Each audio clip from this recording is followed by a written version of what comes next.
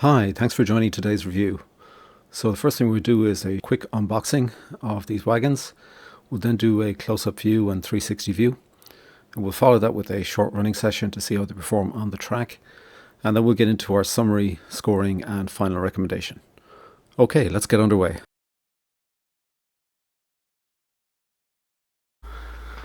Hi, thanks for joining. So we're doing the unboxing today for the Irish Railway Models IRM Fertiliser Wagons. Now I missed these when they were originally available. I did manage to pick these up. Effectively, somebody was offloading some surplus coaches or wagons that they had, and I was able to pick these up, which is great. And these are new, effectively new. So I did want to do a quick review of these because they are pretty spectacular models, and I think they rate is probably I would say one of the most spectacular, I suppose, freight models that I've seen, either on either British or Irish railways. It comes in the standard packaging, which is very good. If you haven't seen this from IRM before, I think it is quite effective. It's got this kind of plastic cover, the individual plastic sleeve on each of the actual wagons themselves to give them that little extra bit of protection. And we'll just take one of these guys out now and actually start taking a look at it. And let's put that to one side for a minute. So it comes with the CIE branding on it, and it has these fertilizer pallets actually installed. Now these are actually available separately from Irish Railway models, but they are pre-installed in the wagons. You won't get them out because there's no real way of getting them out of there. But I think this is really it's great to actually see them in here. So you can see this, and they actually add a lot of weight to the model as well. So they give the weight the model quite a weight. Now this is not a small model. It's quite substantial. It's the same height. It's actually slightly higher than the locomotives themselves. You'll see that during the running session. So it's a large wagon, and yet quite a detailed wagon. I would say it comes with sprung buffers, which is great. It also comes with the rotating axle boxes, which is on a number of the wagons from Irish Railway models. So you'll see them in there, so you can see them rotating, and you get spares in the detailing kit.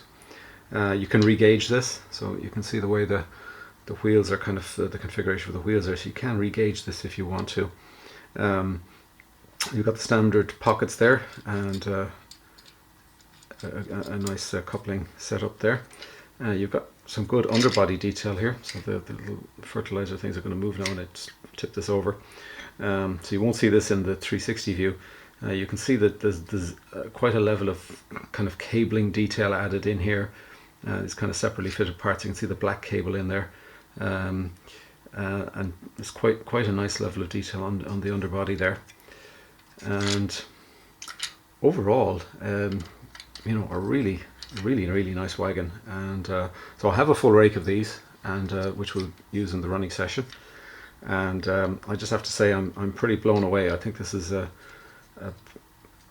probably the most spectacular model. I know the Tara Mines have been very popular with people, but I think this is a really superb model in itself. And you know, I'm just really happy to be able to pick up this rake and show it to you here in this review. So that's it. That's the outer box on this. There's two of them in the box. As I said, you get a little bit of information in terms of the history, which you always get typically, and you know, these have been kind of running really typically under the CIE Irish Rail branding, and in this red oxide, I suppose that they call it, that's the kind of colouring that's on this, which would be similar to a lot of the CIE Irish Rail wagons. Okay, beautiful looking wagon. Nice weight in it. We'll do a weigh in on this, so we'll cover that in the summary. But I think the next thing is just to get the close-up view and then get it out the track. Okay, super model. Really looks good. Okay, now we're going to get into a close-up view of the wagon. Take a look on the side here. This is a physically large wagon, dual bogied wagon. It's got those rotating axle boxes there, so they do rotate. I think there's a lot of good detail around the main body of the wagon. It's got also that the palleted fertilizer packs are actually installed, so they're separately fitted pieces. They move about. One issue there that I do notice is the plastic on the bogie seems to be different to the plastic on the actual body, and it doesn't look as good. Now we're doing the 360 view, and we can see the fertilizer loads actually in the different areas, segments of the wagon. A lot of real detail on this wagon, there's no doubt about it, and a physically large wagon. Probably is the largest of any of the Irish wagons that are available at the moment, ready to run form. And I think a good looking, kind of an impressive, imposing looking wagon as well, given its physical size. So you do get the two pair in the box, so this is two out of one of the boxes, and it's in that nice bauxite livery. So I think a pretty good looking wagon, no doubt about that. I'd say impressive, imposing looking, and looks pretty good on the track. I say that comment on the bogies, when you do look up close, you do notice that different plastic colour, and it's the one thing that's a little bit off-putting.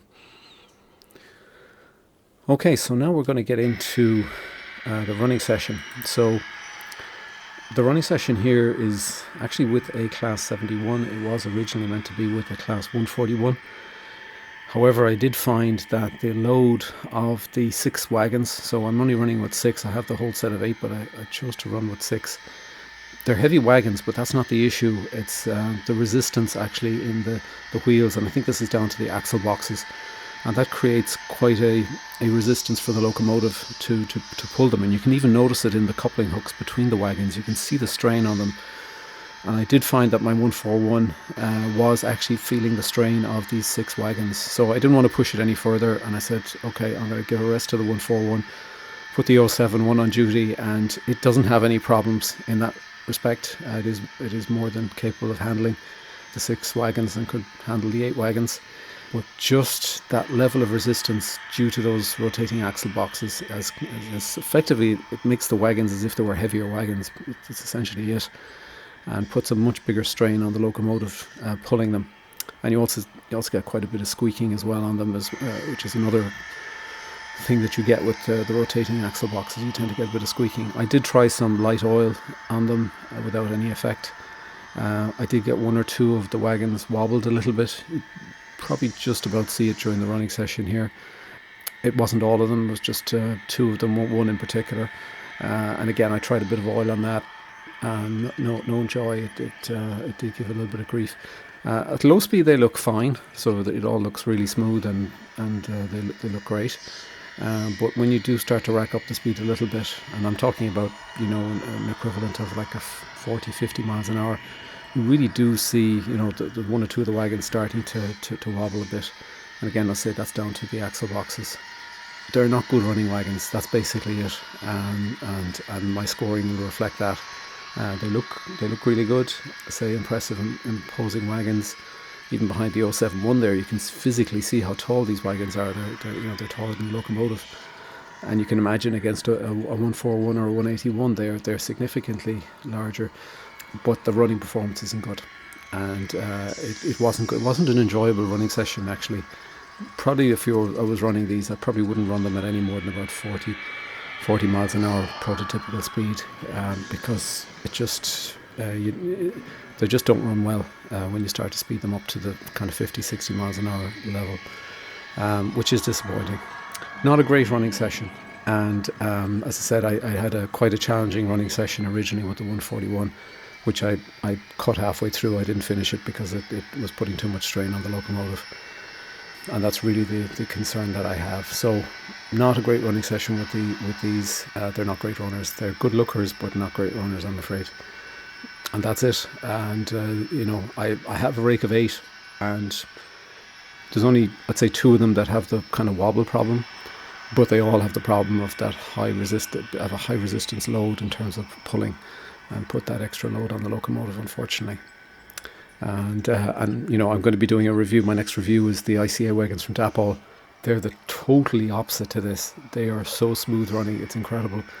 So they're the 2 sides of running performance from a large bogied wagon perspective, and these ones unfortunately fall on the wrong side. Okay, so that's the end of the running session. Not as good as I thought it might be, and we'll get into the summary and scoring now. Okay, so now we're going to get into the summary. So we've been looking at the Irish Railway Models Fertiliser Wagons. They're available in 4 different packs with 2 unique wagons per pack, giving you a total of 8 unique wagons if you purchase all 4 packs. They come with NEM coupling boxes with both drawbar and regular couplers in the detailing kit. They've got rotating axle boxes on both bogies. A lot of extra fine factory fitted detail, plastic detail, with a couple of metal parts as well. They're filled with these palleted fertiliser loads, and these are pre-installed in each of the wagons. And each wagon has got very individual lettering, logos, etc. that are taken from real wagons in line with the rest of the IRM range. The unboxed weight per wagon is a reasonably heavy 130 grams, and it does feel heavy in the hand. The selling price for a pack of 2 is €100, including VAT, and that's the RRP. And these were available originally through the IRM website. I'll put a link in the description. I think they may have been available through some of the channels as well. Right now they're not currently available, so they're out of production. The only place you'll find these in the secondary markets, eBay, etc., unfortunately. So we get into the scoring. So I think the first score here for the running performance is a 3-star, which is disappointing. And that has to do with the high level of resistance in terms of these wagons, the squeaking of the wheels, and the wobble on a couple of wagons as well. And it's all down to, I think, those axle boxes which are causing the problems. So unfortunately, it did cause challenges with running this with a 141, and I would not recommend running a rake of 8 of these with your 141, because I think you may risk putting a load on your motor, an unacceptable load. So I would recommend that you're using either an 071 or the A-class when it comes out. The appearance and detail, I think, is very good. Just let down that tiny bit by the different plastic, that a little bit more plasticky colour as well on the bogies, which seems to be different than the main body, and that's just a kind of a little bit of a letdown in terms of the appearance. The extras and variants, you do get the 8 different individual wagons, which is great, and there's a lot of detail in these wagons, and you've got the pre-fitted loads. So I'm giving a 4.5 star for this. And the build quality and packaging, overall very good. The typical IRM packaging, I think, is always good. Price value of 4 star. These are on the high end, no doubt about that. You're paying €50 per wagon, so they're on the kind of higher end, but you're getting a lot of detail for that in the price. So overall, these are a 4 star, and really that's just purely down to the performance. They should be a 4.5 star. I was hoping they might be a 5 star, but that's not the case, having run them now, which is a pity. They're still very good looking wagons. I think a lot of people will like to have them on their layout. They do look good, as I say, and they're probably good collector's items as well, because you're not going to see reruns of these wagons too often. So I think if you are a collector of Irish wagons, then this is something you'll want. But if running is your thing and you love running your trains and you love running them reasonably fast, then this is not a good wagon for you. You won't enjoy running these wagons. But nevertheless, as I said, I did like them. I didn't have any derailments or anything like that, so just to maybe make that clear, that would have had a lower score if I'd had that for the performance. But it just wasn't, the best. And as I say, I do have an upcoming review of the Dapol ICAs, and they are a 5 star in terms of running performance, so they're the other side of the equation. I would still recommend these. I still do like them, and I still want them on the layout. But they'll be sitting behind an 071, and I won't be running them too fast. And they'll be there as much for their decorative value and kind of prototypical value, authenticity value, rather than running performance value, which I'll rely on other wagons to deliver. But still recommend it. And well, if you can pick these up at a reasonable price, say they're only available through secondary vendors now, so that could be a little bit challenging to get hold of them at all. I think it's worthwhile if you can get them around that €100 price, or maybe just a little bit above now. I'd still, and you're interested in them, still go for them. I think they're nice wagons. And as I say, they're pretty unique wagons, and you're probably not going to see them again. Okay, thanks for joining today's review. Wasn't quite the result that I thought it would be myself. I thought we'd be talking about, potentially the best wagons, best Irish wagons, ready-to-run wagons that are available today, or have been available, but that's not the case. We'll look at the Dapol ICAs on the next one. Should be a bit of a treat. I'm looking forward to that particular review. Okay, thanks for joining. We'll see you on the next one. And in the meantime, happy modelling.